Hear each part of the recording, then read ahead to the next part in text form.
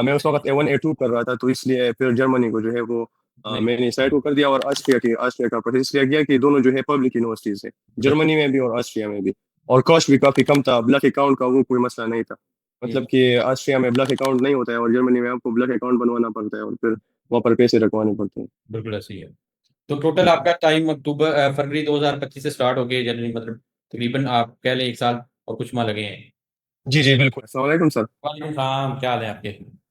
जी अल्हम्दुलिल्लाह, आप सुनाए। बस अल्लाह का शुक्र। अच्छा, पता चला कि आपकी आरपी अप्रूवल हुई है, बहुत बहुत मुबारक आपको। जी जी, थैंक यू वेरी मच, अल्हम्दुलिल्लाह। बस वो मैम जो थी वो गाइड करती रही स्टेप बाय स्टेप, तो इसलिए कोई ऑब्जेक्शन वगैरह नहीं आया आरपी में। सही है। थोड़ा सा बताएं, जी जी। मतलब स्टार्ट कैसे हुआ, क्या क्वालिफिकेशन है, कहाँ से आप बिलोंग करते हैं?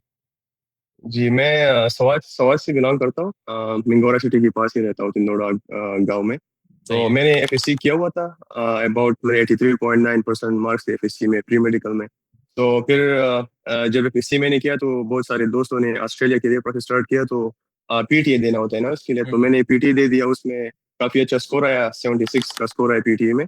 सही है। तो फिर हाँ, तो फिर आपको जो पता है ऑस्ट्रेलिया की, फिर हमको ब्लैक लिस्ट में डाल दिया सवात वालों को मेरे ख्याल से, तो फिर वीज़ा रिजेक्शन बहुत ज़्यादा हो गई, तो इसलिए मैंने प्रोसेस नहीं किया ऑस्ट्रेलिया के लिए। तो हम्म, फिर सोशल मीडिया पर ढूंढ रहा था कि कौन सी जो है अच्छी कंसल्टेंसी है। मेरे यहाँ स्वात में भी बहुत सारी कंसल्टेंसीज है, लेकिन हम्म, दोस्तों ने उनके साथ प्रोसेस किया हुआ है, तो उनका बैड एक्सपीरियंस रहा है, तो इसलिए मैंने उन पर जो है प्रोसेस नहीं किया। सही है।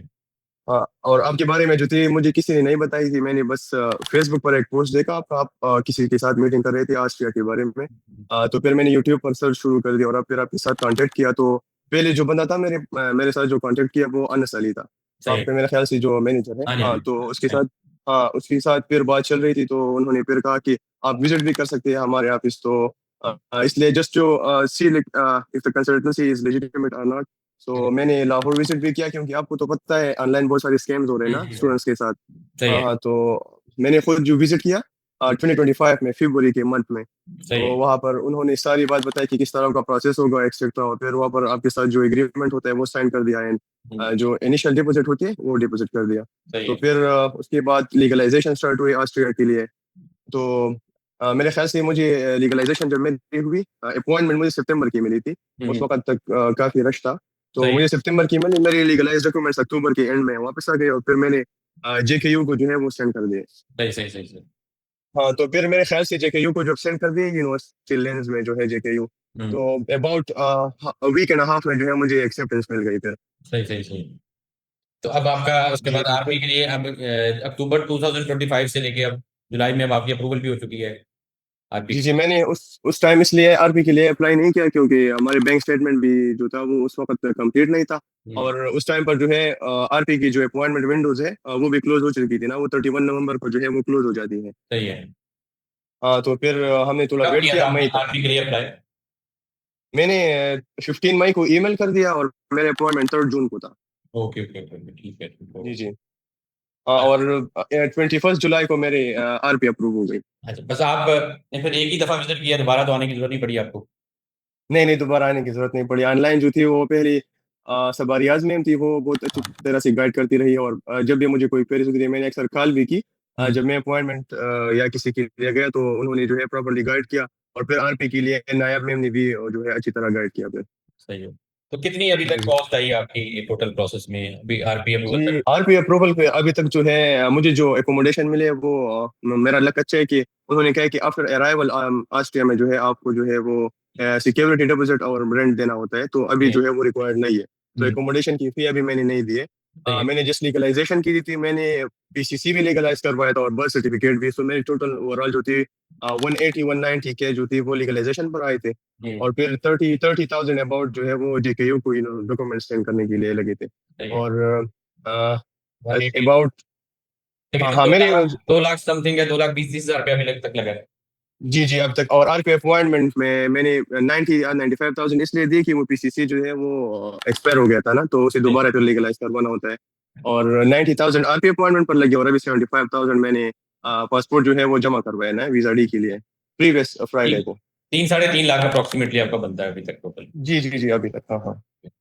चलें। इसमें यूनिवर्सिटी की फी और अभी तक कुछ भी इन्वॉल्व नहीं है, क्योंकि यूनिवर्सिटी वाली भी कह रही थी कि आफ्टर अराइवल जो है आपकी फी कलेक्ट होगी और एकोमोडेशन वाली भी सेम है। तो जब आपने आसिया का स्टार्ट किया था उससे पहले कोई सोचा नहीं था कि यार और भी ऑप्शन है, जर्मनी है या इधर-उधर भी ट्राई करने का? हाँ, मैं जर्मनी को कंसिडर कर रहा था। वहाँ पर मेरे भाई के जो है वो दोस्त है, सही है। कंसल्टेंट है वहाँ पर, लेकिन वो पाकिस्तान के नहीं है, वो लेबनान के है और जर्मनी में वो बेस्ड है। legalization नहीं करवाते, मैंने कहा कि इस्लामाबाद में करवा देता हूँ, इसलिए मुझे थोड़ा टाइम जो है इसी पर जो है वो वेस्ट हो गया।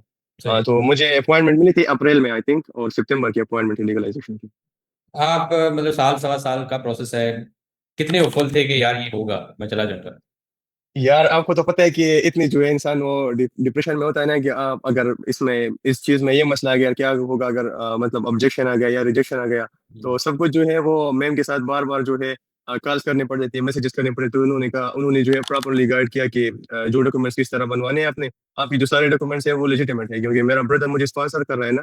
तो हुँ, उसकी सैलरी स्लिप्स और मतलब कि सैलरी सर्टिफिकेट और एम्प्लॉयमेंट लेटर एक्सेट्रा वो सब जो थे, बैंक स्टेटमेंट जो है सारे हुँ। हमने लेजिटिमेट दिखाए थे, तो इसलिए मतलब कि ऑब्जेक्शन भी नहीं आई। सही, सही, सही। तो कितनी बैंक स्टेटमेंट आपने बना के लगाई थी? मैंने अभी तक जो है 3.5 मिलियन की लगाई थी, 35 लैक्स। सही, सही, ठीक हो गया जी जी। तो। अब आपका वीज़ा डी के लिए सबमिट हो चुका हुआ है। जी जी, इंशाल्लाह मंडे या ट्यूसडे को जो है वो भी अप्रूव हो जाएगा। अभी तक 1 वीक हुआ है, प्रीवियस फ्राइडे को मैंने पासपोर्ट जो है वो सबमिट करवाया। तो खुश हैं आप, मतलब अभी जो सारी एट द एंड आपको ये सक्सेस मिली है इससे? जी, जिस दिन जो है आरबी अप्रूव हो गए ना, उसी दिन जो है वो डिप्रेशन और टेंशन जो है सारा खत्म हो गया, कि फाइनली जो है बात पक्की हो चुकी है अभी। बात पक्की हो गई। अब बैठ जी जाएँ। जी। क्या मैसेज है इंशाल्लाह स्टूडेंट्स के लिए? इंशाल्लाह। जी, मैं तो जितने भी स्टूडेंट्स को देखता हूँ, जो मेरी दोस्त है, मैं सबको जो है WSL इसलिए रिकमेंड करता हूँ, क्योंकि मतलब कि हर चीज़ के लिए आपको जो है स्पेसिफिक बंदा मिलता है ना। जैसे कि लीगलाइजेशन के लिए आपको वो बंदा मिलता है जो जो लीगलाइजेशन के लिए वो स्पेसिफिक होता है, और उनका एक्सपीरियंस जो है लीगलाइजेशन में होती है। जो वीज़ा के लिए स्पेसिफिकेशंस और रिक्वायरमेंट्स जिनको पता होती है, तो वो आपको वीज़ा के लिए मतलब कि ये मतलब कंप्लीट एक इंस्टीट्यूट की तरह है ना, हाँ जी, हाँ जी। WSL। जी जी। तो आपको प्रॉपर्ली गाइड किया जाता है। हो गया। हाँ, मेरे बहुत सारे दोस्तों ने भी आपके पास जो है प्रोसेस स्टार्ट किया है, सो आज से इटली के लिए। हुँ, हुँ, हुँ। तो 203 बंदों ने इटली के लिए स्टार्ट किया है अभी। सही, सही। अल्लाह करे जी जी इनका जी। इसी तरह से कामयाबी हो। बहुत-बहुत इंशाल्लाह। मुबारकबाद आपको। अल्लाह ताला जी, थैंक यू आपकी थैंक यू। इसी तरह ज़िंदगी में कामयाबी दें। दुआएँ हमारे लिए कीजिएगा। सही है, इंशाल्लाह इंशाल्लाह, क्यों थैंक नहीं। You. Thank you very much. अल्लाह हाफ़िज़। Take care. थैंक यू, अल्लाह हाफिज, अल्लाह हाफिज।